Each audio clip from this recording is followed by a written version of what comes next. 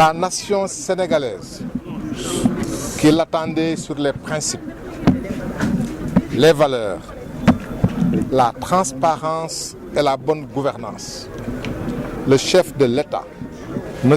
Macky Sall, a manqué à son devoir, tant il a renié ses engagements et revenu sur la parole donnée au peuple et au monde entier, et qui lui avait permis de recueillir, mais indûment, les hommages sincères de présidents de pays amis. Par les reniements de son président, notre pays est déconsidéré, alors que notre démocratie et nos gouvernants étaient partout donnés en exemple.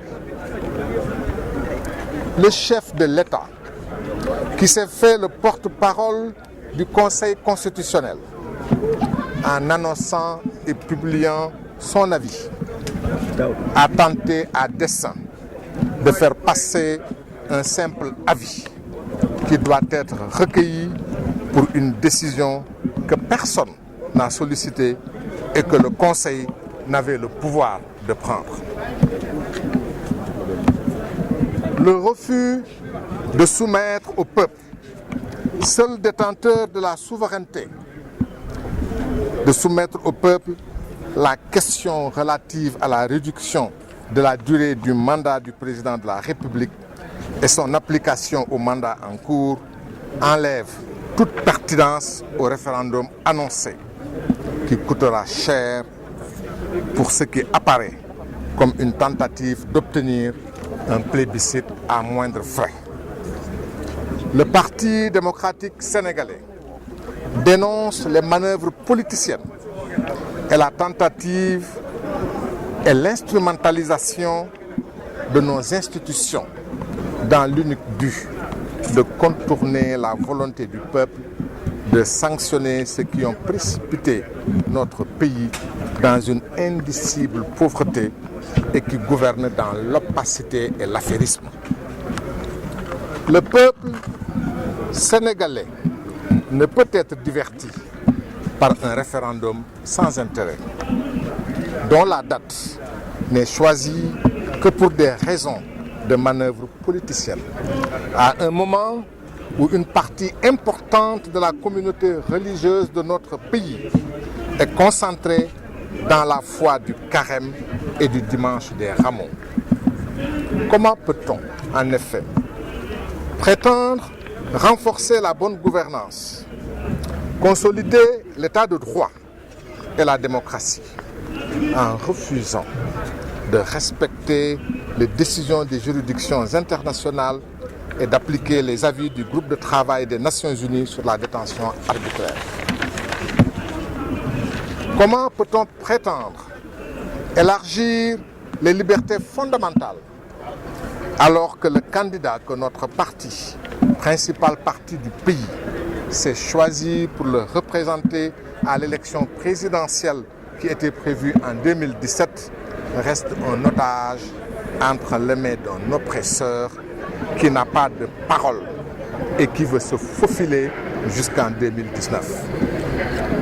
Le Parti démocratique sénégalais met d'ores et déjà en garde le chef de l'État et son gouvernement contre toute velléité de prolonger le mandat des députés sous quelque prétexte que ce soit et considère, le cas échéant, qu'il s'agira d'un accaparement du pouvoir que le peuple sera en droit de combattre pour rétablir le fonctionnement régulier et normal de nos institutions. Enfin, le Parti démocratique sénégalais considère n'être en rien concerné par le référendum annoncé et invite les partis politiques, les syndicats, les associations de la société civile, les hommes et femmes de tous horizons, les intellectuels et tous les démocrates à se retrouver pour, ensemble, apporter la réponse du peuple à l'aventurisme d'un régime qui ne sait où nous conduire et qui a échoué. Voilà, c'était la déclaration du PDS. Vous appelez à voter non?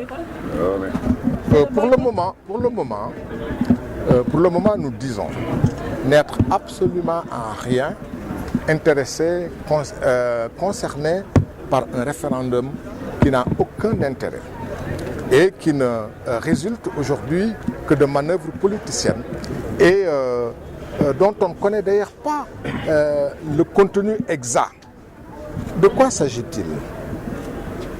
S'il s'agit de poser le problème des libertés fondamentales, nous n'avons pas besoin de les poser dans une constitution. Toutes les questions relatives aux libertés fondamentales y sont. S'il s'agit du statut de l'opposition, le statut de l'opposition est déjà dans la Constitution.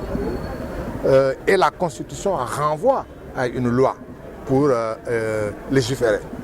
Et le président de la République, qui a été élu depuis 2012, est là depuis 3 ans. Et depuis 3 ans, il n'a pas voulu prendre les dispositions relatives au statut de l'opposition.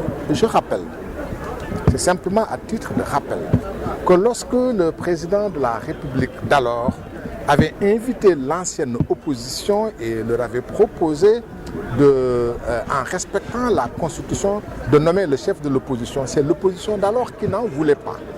Par contre, ici, nous avons un président qui n'a jamais essayé de discuter avec son opposition et qui n'a jamais voulu respecter notre Constitution sur cette question. Alors, on se pose une seule question, à quoi tout cela sert? De toutes les façons, pour répondre avec précision à cette question, nous nous sommes donné le temps de rencontrer tout le monde, tous ceux qui sont dans l'opposition démocratique, les associations de la vie civile, les intellectuels, les syndicats, pour qu'ensemble nous affinions notre position. Mais d'ores et déjà, le PDS dit qu'il n'est pas concerné par ce référendum qui est sans intérêt.